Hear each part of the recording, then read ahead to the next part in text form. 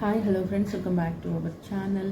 ಕರುಣ ಧಾರಾವಾಹಿಯ ಒಂದು super duper ಸಂಚಿಕೆ ನೋಡ್ಕೊಂಬರೋಣ. ಸಂಚಿಕೆ ಆರಂಭದಲ್ಲಿ ಏನಾಗುತ್ತೆ ಅಂತಂದರೆ, ಇಲ್ಲಿ ನಿತ್ಯ ತನ್ನ ಮನಸ್ಸಲ್ಲಿರೋ ವಿಷಯವನ್ನು ನನಗೂ ಮದುವೆ ಆಗಿಲ್ಲ, ಸೊ ತೇಜಸ್ ಈ ರೀತಿ ಮೋಸ ಮಾಡ್ದ, ಮತ್ತು ತೇಜಸ್ಗೂ ಮತ್ತು ನಿತ್ಯನಿಗೂ ಮದುವೆ ಮಾಡಬೇಕು ಅಂತ ಪ್ಲ್ಯಾನ್ ಆಯಿತು. ಆಮೇಲೆ ತೇಜಸ್ ಮೋಸ ಮಾಡ್ದಂಥ ಪ್ರತಿಯೊಂದು ವಿಷಯನೂ ಕೂಡ ಇನ್ ಡೀಟೇಲ್ ಆಗಿ ಎಲ್ಲ ವಿಷಯವನ್ನು ಮನೆಯವ್ರ ಹತ್ರ ಹೇಳ್ತಾರೆ. ಆಗ ಮನೆಯವರು ಫುಲ್ ಶಾಕ್ ಆಗ್ತಾರೆ.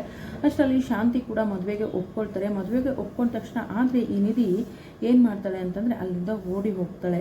ಯಾಕಂತಂದರೆ ನಿತ್ಯ ಕರ್ಣನ ಪ್ರೀತಿ ಮಾಡ್ತಾ ಇದ್ದೀನಿ ಅನ್ನೋ ವಿಷಯ ಕೇಳಿರ್ತಾಳೆ. ಹಾಗಾಗಿ ತನ್ನ ಪ್ರೀತಿನ ಅಕ್ಕನಿಗೆ ತ್ಯಾಗ ಮಾಡಿಬಿಟ್ಟು ಅಲ್ಲಿಂದ ನಾನು ಹೊರಡಬೇಕು ಅಂತ ಹೇಳಿ ಸತ್ಯ ಗೊತ್ತಾದ ತಕ್ಷಣ ಏನು ಮಾಡ್ತಾಳೆ, ಅಲ್ಲಿಂದ ಹೋಗ್ತಾಳೆ. ಆಗ ನಿಧಿ ಎಲ್ಲೋದ್ಲು ಅಂತ ಹೇಳ್ಬಿಟ್ಟು ಎಲ್ಲರೂ ಹುಡುಕ್ತಾರೆ. ಬಟ್ ನಿಧಿ ಆಲ್ರೆಡಿ ಬಸ್ ಹತ್ಕೊಂಡು ಕೂತಿರ್ತಾಳೆ. ಬಸ್ ಹತ್ಕೊಂಡು ಕೂತಿರ್ಬೇಕಾದ್ರೆ ನಮ್ಮ ಕರ್ಣ ನಿಧಿಯವರು ಇನ್ನೂ ಬಹಳ ದೂರ ಹೋಗಿರ್ಲಿಕ್ಕಿಲ್ಲ, ಇನ್ನೂ ಇಲ್ಲೇ ಇರ್ತಾರೆ ಅಂತ ಹೇಳ್ಬಿಟ್ಟು ಮತ್ತೆ ಗಾಡಿ ತೊಗೊಂಡು ಓಡಿ ಹೋಗ್ತಾರೆ. ಹೋದ ತಕ್ಷಣ ಆ ಬಸ್ಸನ್ನು ಅಡ್ಡ ಹಾಕಿ ಬಸ್ಸಲ್ಲಿ ಹೋಗ್ತಾರೆ. ನಿಧಿ, ನೀವು ಇಲ್ಲೇ ಇದ್ದೀರಾ ಅಂತ ನನಗೆ ಗೊತ್ತು, ಸೊ ನೀವು ಇಲ್ಲೇ ಇದ್ದೀರಾ, ದಯವಿಟ್ಟು ಬನ್ನಿ ನಿಧಿ, ಮನೆಯಲ್ಲಿ ಎಲ್ರಿಗೂ ವಿಷಯ ಗೊತ್ತಾಗಿದೆ, ನಿಮಗೂ ಕೂಡ ನನ್ನ ಬಿಟ್ಟು ಇರೋಕ್ಕಾಗಲ್ಲ ಅಂತ ನನಗೆ ಗೊತ್ತು, ನನಗೂ ಕೂಡ ನಿಮ್ಮನ್ನು ಬಿಟ್ಟು ಇರೋಕ್ಕಾಗಲ್ಲ, ದಯವಿಟ್ಟು ನೀವು ಎಲ್ಲಿ ಥರ ಬಂದುಬಿಡಿ ಪ್ಲೀಸ್ ನಿಧಿ, ಮನೇಲಿ ಎಲ್ಲರೂ ಕೂಡ ನಮ್ಮ ಮದುವೆಗೆ ಒಪ್ಕೊಂಡಿದ್ದಾರೆ, ಅಜ್ಜಿ ಕೂಡ ಒಪ್ಕೊಂಡಿದ್ದಾರೆ ನಿಧಿ ಅಂತ ಹೇಳ್ಬಿಟ್ಟು ಒಂದೇ ಸಮ ಕರ್ಣ ಅವರು ಮಾತಾಡ್ತಾ ಇರ್ತಾರೆ. ಅಲ್ಲಿ ಬಸ್ಸಲ್ಲಿರೋರೆಲ್ಲ ಫುಲ್ ಶಾಕ್ ಆಗ್ತಾರೆ. ಅಲ್ಲಮ್ಮ ಪಾಪ ಹುಡುಗ ಅಷ್ಟೊಂದು ಕರೀತಾ ಇದ್ದಾನೆ, ಅಷ್ಟೊಂದು ಪ್ರೀತಿ ಮಾಡ್ತಾ ಇದ್ದಾನೆ, ನಿನ್ನ ಹೋಗಮ್ಮ ಅಂತ ಹೇಳಿದಾಗ ನಿಧಿ ಇದವಳು ಸೀಟ್ ಕೆಳಗಡೆ ತಲೆ ಬಗ್ಗಿಸ್ಕೊಂಡು ಕೂತಿರ್ತಾಳೆ. ಸೊ ಅಲ್ಲಿಂದ ಬರ್ತಾಳೆ ಮೆಲ್ಲಗೆ ಎದ್ಬಿಟ್ಟು. ಕರ್ಣನಿಗೆ ತುಂಬ ಖುಷಿ ಆಗುತ್ತೆ.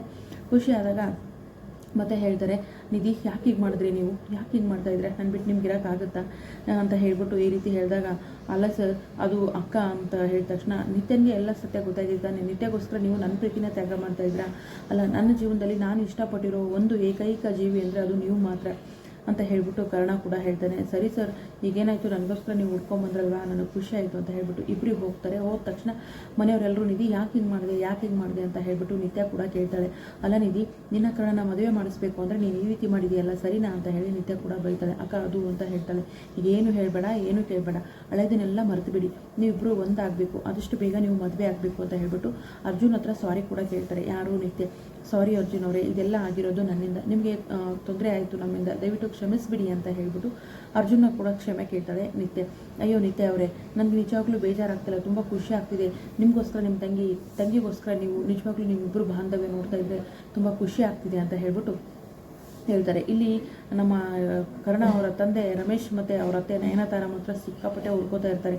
ಅಲ್ಲ ಈ ನಿತ್ಯನಿಗೆ ಎಲ್ಲ ವಿಷಯ ಗೊತ್ತಾದರೆ ಎಲ್ಲಿ ಇವಳು ಈ ಮದುವೆನ ಮಾಡ್ತಾಳೆ ಮುಗಿಸ್ತಾಳೆ ಅಂತ ಅಂದ್ಕೊಂಡ್ರೆ ಇವಳೇನು ನಮಗೆ ಉಲ್ಟಾ ಹೊಡೆದ್ಬಿಡ್ಲಲ್ಲ ಅಂತ ಹೇಳ್ಬಿಟ್ಟು ಫುಲ್ಲು ಟೆನ್ಷನ್ ಮಾಡ್ಕೊಂಡಿರ್ತಾರೆ.